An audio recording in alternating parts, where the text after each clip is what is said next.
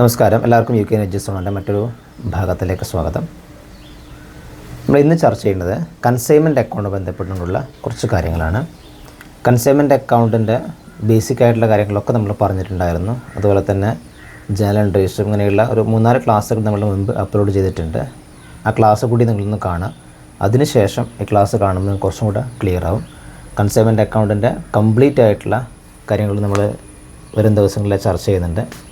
അപ്പോൾ അതിനകത്ത് കഴിഞ്ഞ ക്ലാസ്സിനകത്ത് പറഞ്ഞിട്ടുണ്ടായിരുന്നത് കൺസൈനിയുടെ ബുക്കിനകത്ത് എഴുതുന്ന ജേണൽ എൻട്രീസ് നമ്മൾ വളരെ ഡീറ്റെയിൽ ആയിട്ട് പറഞ്ഞിട്ടുണ്ടായിരുന്നു. അതിൻ്റെ തുടർച്ചയാണിത്.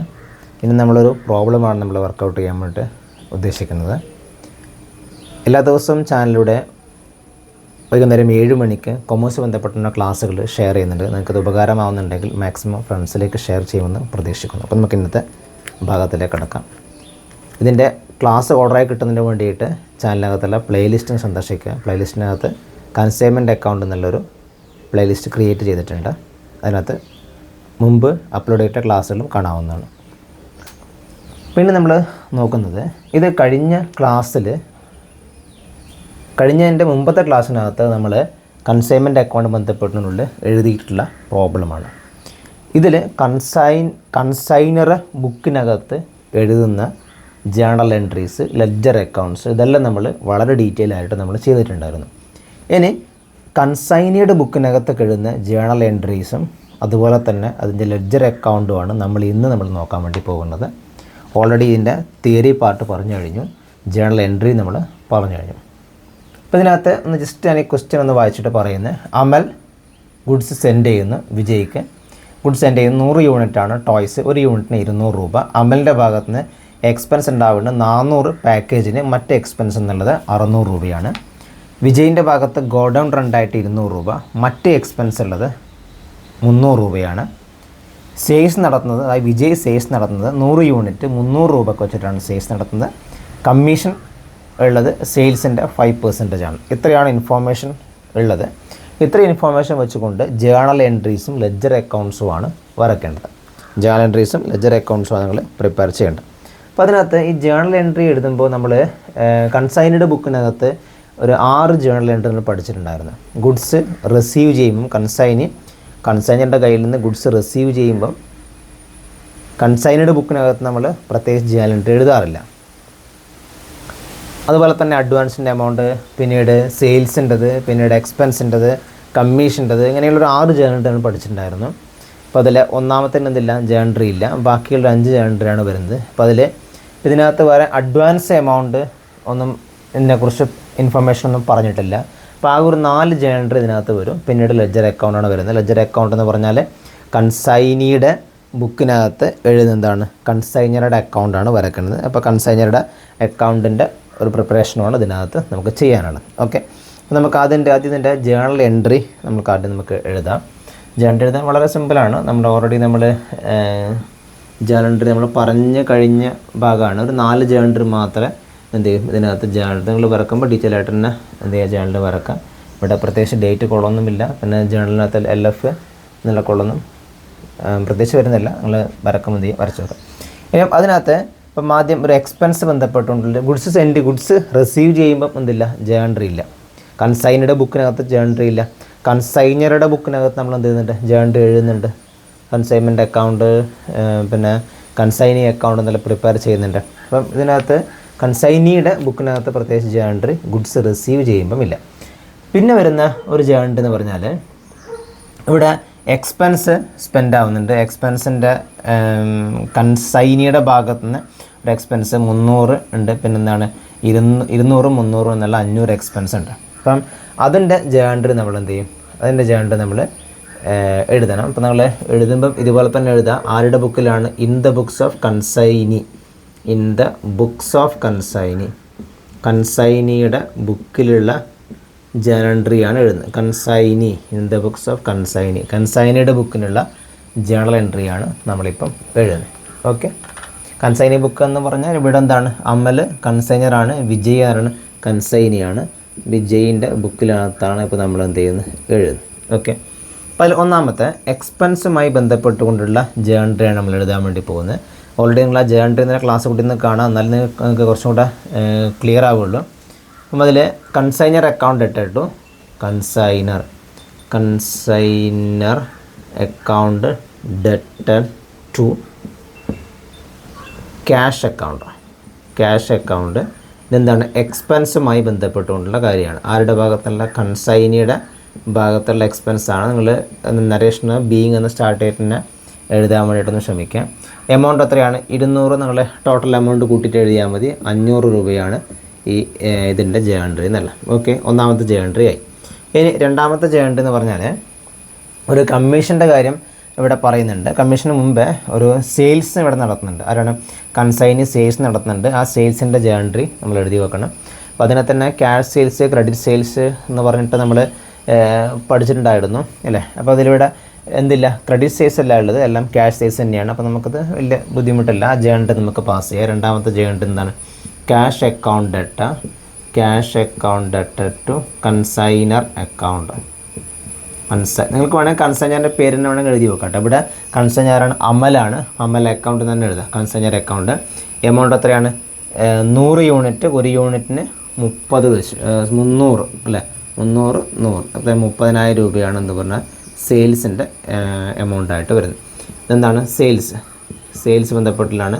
സെയിൽസ് പ്രൊസീഡ്സ് വേണമെങ്കിൽ നമുക്ക് എന്താ എഴുതാം, അല്ലെങ്കിൽ സെയിൽസ് കൺസൈനർ ബന്ധപ്പെട്ടുകൊണ്ടുള്ള സെയിൽസാണ് ഇത് വരുന്നത്. ഓക്കെ, ദെൻ മൂന്നാമത്തെ ജേൺട്രി എന്ന് പറഞ്ഞാൽ ഇവിടെ നമ്മൾ ക്വസ്റ്റ്യനകത്ത് നോക്കുമ്പോൾ മൂന്നാമത് ഒരു കമ്മീഷൻ കൊടുക്കുന്നുണ്ട്. ഏതിൻ്റെ മുകളിലാണ് കൊടുക്കുന്നത്? സെയിൽസിൻ്റെ മുകളിലാണ് കമ്മീഷൻ കൊടുക്കുന്നത്. 5% ആണ് കമ്മീഷൻ എന്നുള്ളത്. അപ്പോൾ ആ കമ്മീഷൻ്റെ ജേൺട്രി നമ്മൾ എഴുതണം. Commission journal entry consignor account debtor to commission account എന്നാണ്. Consignor account debtor to commission account അത്രയാണ്. 5% ആണ് കമ്മീഷൻ വരുന്നത്. then commission on consignment, commission consignment ആണ്. 5% വരുമ്പോൾ അത്രയാണ് 30,000-ൻ്റെ 5% എന്ത് വരുന്നത്? കമ്മീഷനായിട്ട് വരുന്നത്. 5% ആണ് കമ്മീഷൻ. ഇവിടെ ബ്രാക്കറ്റിലത് മാർക്ക് ചെയ്ത് വെക്കുക. അപ്പോൾ 1,500 രൂപയാണ് എന്ത് വരുന്നത്? കമ്മീഷനായിട്ട് വരുന്നത്. Okay, clear.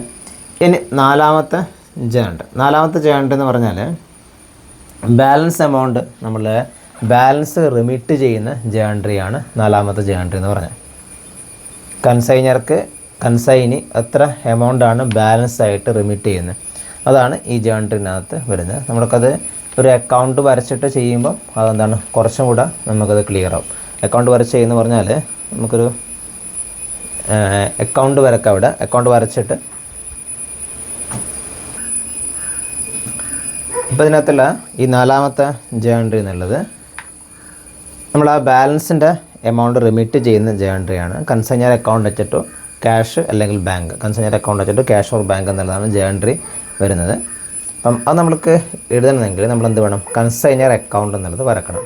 കൺസൈനിയുടെ ബുക്കിനകത്ത് കൺസൈനറുടെ അക്കൗണ്ടാണ് എന്ത് ചെയ്യുന്നത്? ലെഡ്ജർ അക്കൗണ്ടായിട്ട് വരക്കുന്നത്. ഈ ഒരു സ്പേസിനകത്ത് വരക്കുന്നുണ്ട്, നമുക്കത് കാണുന്നുണ്ടെന്നാണ് വിചാരിക്കുന്നത്. കൺസൈനർ അക്കൗണ്ട് ഇവിടെ വരക്കുന്നു. കൺസൈനർ അക്കൗണ്ട് നമ്മൾ ഫോർമാറ്റിലും കഴിഞ്ഞ ക്ലാസ്സിൽ പറഞ്ഞിട്ടുള്ളതാണ് കൺസൈനർ അക്കൗണ്ടിൻ്റെ. അപ്പം അതിൽ ഈ കൺസൈനറിൻ്റെ അക്കൗണ്ട് വരക്കുമ്പോൾ ഞാൻ ഇപ്പോൾ 2 കൊളം മാത്രമേ വരച്ചിട്ടുള്ളൂ. പർട്ടിക്കുലേഴ്സ് എമൗണ്ട് കൊളം മാത്രമേ ഇവിടെ വരച്ചിട്ടുള്ളൂ. കൺസൈനറിൻ്റെ അക്കൗണ്ട് വരക്കുമ്പം ഒന്നാമത്തെ ഈ ജേൺട്രി നമ്മൾ ഈ കൺസൈനർ അക്കൗണ്ടിനകത്തേക്ക് പോസ്റ്റ് ചെയ്യുന്നു. അതായത് consignor account debtor to cash account അല്ലേ. Consignor account debtor to cash എന്നുള്ളത് എന്താണ്? എക്സ്പെൻസ് എഴുതുന്ന ജേൺട്രിയാണത്. എത്രയാണുള്ളത്? കൺസൈനർ അക്കൗണ്ട് വെച്ചിട്ട് ക്യാഷ് 500 രൂപയാണ് കൺസൈനർ അക്കൗണ്ട് വെച്ചിട്ട് ക്യാഷ് എന്ന് പറയുന്ന ജേൺട്രി ആയിട്ട് ഉള്ളത് എക്സ്പെൻസിൻ്റെ. ഇനി ഒന്നാമത്തെ ജേൺട്രി നമ്മൾ പോസ്റ്റ് ചെയ്ത് കഴിഞ്ഞു. രണ്ടാമത്തത് ക്യാഷ് അക്കൗണ്ട് വെച്ചിട്ട് കൺസൈനർ അക്കൗണ്ട്. ക്യാഷ് അക്കൗണ്ട് വെച്ചിട്ട് കൺസൈനർ ഏത് ഭാഗത്ത് വരും? കൺസൈനർ അക്കൗണ്ടിന് ഏത് ഭാഗത്ത് വരും? ക്രെഡിറ്റ് ഭാഗത്താണ് വരിക. എന്താണ്? ക്യാഷ് അക്കൗണ്ട് എന്താണിത്? സെയിൽസിൻ്റെ എമൗണ്ടാണ് ഈ എഴുതുന്നത്. സെയിൽസിൻ്റെ എമൗണ്ടാണ് 30,000 രൂപയാണ് സെയിൽസിൻ്റെ എമൗണ്ടായിട്ട് വരുന്നത്. Okay, clear. ക്യാഷ് അക്കൗണ്ട് ഇങ്ങനെ വായിക്കാം. ക്യാഷ് അക്കൗണ്ട് വെച്ചിട്ട് കൺസൈനർ അക്കൗണ്ട് ഇങ്ങനെയാണ് വായിക്കാം. ഇനി മൂന്നാമത്തെ ജേൺട്രി കമ്മീഷനുള്ള ജേൺട്രിയാണ്. ഇതൊക്കെ സിമ്പിളായിട്ടുള്ള സംഭവമാണ്. ശ്രദ്ധിച്ചാൽ വളരെ പെട്ടെന്ന് നിങ്ങൾക്ക് ചെയ്യാൻ പറ്റുന്നതാണ്. ബിക്കോമിനകത്തൊക്കെ എക്സാമിനൊക്കെ ചോദിക്കുന്ന ഒരു ഭാഗം കൂടിയാണത്. കൺസൈനർ അക്കൗണ്ട് വെച്ചിട്ട് കമ്മീഷൻ അക്കൗണ്ട്. കൺസൈനർ അക്കൗണ്ട് വെച്ചിട്ട് കമ്മീഷൻ അക്കൗണ്ട്. ഇവിടെ കമ്മീഷൻ ഇവിടെ നമ്മൾ ഓൾറെഡി കാൽക്കുലേറ്റ് ചെയ്തിട്ടുണ്ട്. 1,500 രൂപയാണിത്. കമ്മീഷൻ്റെ എമൗണ്ട് ആയിട്ടുള്ളത് 1,500 രൂപയാണ്. ഓക്കെ, ഇപ്പോൾ കൺസൈനർ അക്കൗണ്ടിനകത്ത് നമ്മൾ എന്ത് ചെയ്തു, ഇത്തരം ജേണറിയാണ് വരുന്നത്. ഇനി ഞാനിവിടെ ഒരു ജേണറിയുടെ സ്പേസ് ഇവിടെ വിട്ടിട്ടുണ്ട്. ഈ ജേണറി എന്ന് പറഞ്ഞാൽ നമ്മൾ ഈ അക്കൗണ്ട് നമ്മൾ ബാലൻസ് ചെയ്യുക. ഈ അക്കൗണ്ട് ബാലൻസ് ചെയ്യുമ്പം 30,000 രൂപയാണ് ഇവിടെ വരുന്നത്. 30,000 രൂപയാണ് അല്ലേ, 30,000 രൂപയാണ് സെയിൽസ് ഉള്ളത്. അതിൽ അദ്ദേഹത്തിൻ്റെ ഭാഗത്തിൻ്റെ കൺസൈനിയുടെ ഭാഗത്തിൻ്റെ എക്സ്പെൻസ് ഉള്ള 500 രൂപയും പിന്നെ കമ്മീഷൻ 1,500 കഴിച്ചിട്ട് ബാക്കിയുള്ള എമൗണ്ടാണ്. അതായത് ഇതിന്ന് 2,000 കഴിച്ചിട്ട് 28,000 രൂപയായിരിക്കും ആര് കൊടുക്കുന്നുണ്ടാവുക, കൺസൈനർക്ക് കൊടുക്കുന്നുണ്ടാവുക. ഓക്കെ, അതാണ് നമ്മളിവിടെ എഴുതുന്നത്. ക്യാഷ് എന്ന് പറഞ്ഞിട്ട് എഴുതും, ബാലൻസ് റിമിറ്റ് ചെയ്യുന്നു. ഓക്കെ, ബാലൻസ് റിമിറ്റ് ചെയ്യുന്നതാണ് 28,000 എന്നുള്ള. അപ്പം അതിൻ്റെ ജേണർ എന്താണ്, ബാലൻസ് റിമിറ്റ് ചെയ്യുമ്പോൾ ജേണറാണ് consignor account at to cash or bank എന്നാണ് വരുന്നത്. Okay, consignor account debtor to cash. ഇവിടെ എന്താണ്, ക്യാഷാണ്. എന്താണ് നരേഷൻ എന്നുള്ളത്, ബാലൻസ് റിമിറ്റ് ചെയ്യുന്നത് എമൗണ്ട് എത്രയാണ്, 28,000 രൂപയാണ് ബാലൻസിൻ്റെ എമൗണ്ടായിട്ട് വരുന്നത്. ഓക്കെ, അപ്പോൾ നമ്മൾ ഇന്നിപ്പോൾ നോക്കിയിട്ടുള്ളത് ഇൻ ദ ബുക്സ് ഓഫ് കൺസൈനിയുടെ ബുക്കിനകത്ത് വരുന്ന ജേണൽ എൻട്രിയും അതിൻ്റെ ലെജർ അക്കൗണ്ടുമാണ് എഴുതിയിട്ടുള്ളത്. ലെജർ അക്കൗണ്ട്സ് കൺസൈനിൻ്റെ ബുക്കിനകത്ത് വരുന്ന എന്താണ്, കൺസൈനറുടെ അക്കൗണ്ടാണ് എന്ത് ചെയ്യുന്നത്, കൺസൈനിൻ്റെ ബുക്കിനകത്ത് വരുന്നത്. കൺസൈനറുടെ ബുക്സ് ഓഫ് അക്കൗണ്ട്സിനകത്ത് കൺസൈൻമെൻറ്റ് അക്കൗണ്ടും പ്രിപ്പയർ ചെയ്യും നമ്മൾ, പിന്നെന്ത് പ്രിപ്പയർ ചെയ്യും, കൺസൈനി അക്കൗണ്ടും പ്രിപ്പയർ ചെയ്യും. നമ്മൾ ഓൾറെഡി നമ്മുടെ ഇതൊക്കെ ഡീറ്റെയിലായിട്ട് നമ്മൾ പറഞ്ഞിട്ടുള്ളതാണ്. അപ്പോൾ നമ്മൾ എന്ത് ചെയ്യുന്നു, ഈ ഒരു ക്വസ്റ്റ്യൻ ഇവിടെ അവസാനിപ്പിക്കുന്നു.